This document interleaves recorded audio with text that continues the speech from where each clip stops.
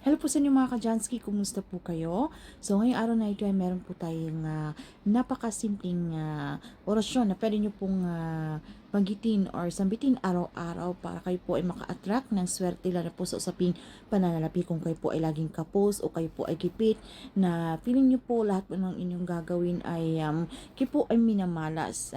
Kung kayo po ay inyo pong itong pinaplano pa lang at kayo po ay nawawalan na ng puro negatibo, okay? Na hindi po ito natutuloy-tuloy kasi po din nawawalan po kayo ng pag-asa, okay?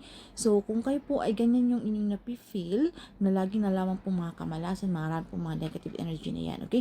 Sabihin nyo lang po ang simpleng orasyon na ito kung malakas po ang inyong paniniwala.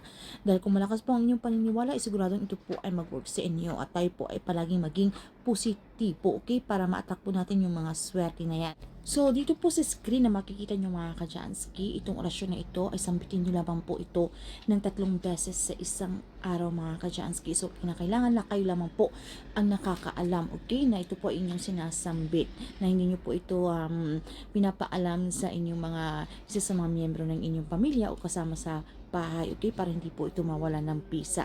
At kinakailangan, syempre ay talagang ito po ay sinasabi ko na malakas po ang inyong paniniwala. Dahil ito po ay hindi para sa lahat na nag-work agad sa kanila. Dahil kayo po ay nagtataka na ginagawa nyo naman po yung mga ritual, pero bakit hindi pa rin po nangyayari, hindi po tumatalab, okay? So, siguro hindi po 100% ang inyong mga paniniwala or kulang po or mali ang inyong mga ginagawa sa ritual na yan. So, kinakailangan din na malakas din 100% na at ating ginagawa para ito po talaga ay mag-work. So, sampitin nyo lang po ito ng 3 beses mga ka-Jansky, okay, sa isang araw at kailangan wag po kayong mawala ng pag-asa. Sampitin nyo lamang yan hanggat sa hindi po nangyayari yung inyong mga inaasam o yung inyong gustong i-manifest. Alam nyo ba na ito po ay one time na ginawa ko po mga ka-Jansky dahil ako po ay merong inaantay na pera at lagi po natidelayed, hindi po nangyayari, okay, at lagi na lang po nakahang. So, ito po ay wala namang masama kung inyo pong susubukan.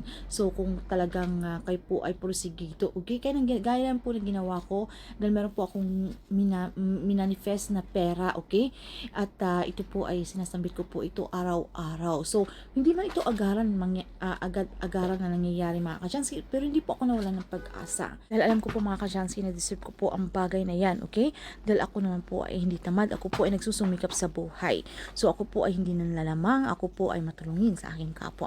Of course, kailangan nating i-claim ang lahat yan ng mga swerteng darating sa atin. So, kinakailangan mga ka-Jansky itong pampaswerte ay hindi lamang tayo po ay magre-rely dito. Kung meron po tayong mga ginagawang mga ritual o mga orasyon man yan, ay kinakailangan na sabayan pa rin po natin ito ng pagsusumikap, aksyon o pagpaplanong gagawin mga ka-Jansky. Dahil hindi lamang po ito na tayo po ay upo sa isang tabi, mag-aantay na lang po tayo ng grasya kung kailan po darating yung ating gustong i-manifest. Hindi po ito ganun mga ka-Jansky. Of course, kailangan po natin tayong magpakabisi sa ating pang-araw-araw na kung ano man po yung ating ginagawa ay mas lalo pa po natin itong pagsikapan, okay, na ating maabot at wag po natin laging antayin kung kailan ba darating yung grasyang ating minamanifest. Dahil ito po ay talagang hindi po mangyayari. So, kailangan ipanatag mo lamang ang iyong sarili, maging komportable. Huwag nyo lamang po itong pansinin mga ka-Jansky, okay? So, ayun naman para mga ka-Jansky, good luck po sa inyo. So, kinakailangan na itong mga pampaswerteng ito o orasyon ay isang kapay o inspirasyon lamang. So, kinakailangan tayo pa rin po ay gumawa ng aksyon. Okay, palit-ulit ko po yung sinasabi sa aking mga followers or subscribers na hindi po ito na agad-agarang nangyayari na na kayo po ay wala na pong kayong gagawin. Okay, so kinakailangan tayo pa rin po ay magsipag sa pamamagitan po ng mga pampaswerte ito o mga ritual o orasyon na ito. Ito po ay makakatulong para mas pang lumapit ang swerte na yan. Okay, wag po kayo mawala ng pag-asa.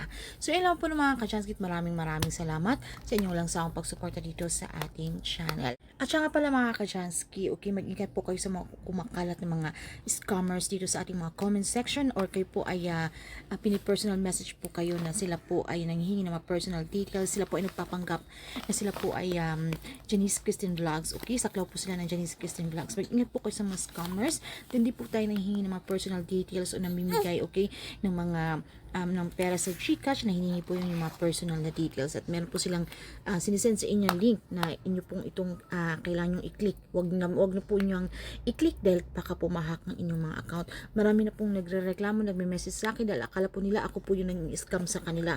So hindi po yan sa clown ng Janice Kirsten Vlog. So dapat kayo po ay mag-ingat, okay? So doble ingat po mga ka-Janski. So maraming salamat. So anyway, sa mga gusto pong mag-order ng mga pampaswerte, available pa po. Meron po tayong money magnet oil set. Meron po tayong Laughing Buddha set, Lucky Wallet set, okay? At iba pa pong pampaswerte. Sa mga interesado ay mag-PM lamang po kayo sa akin.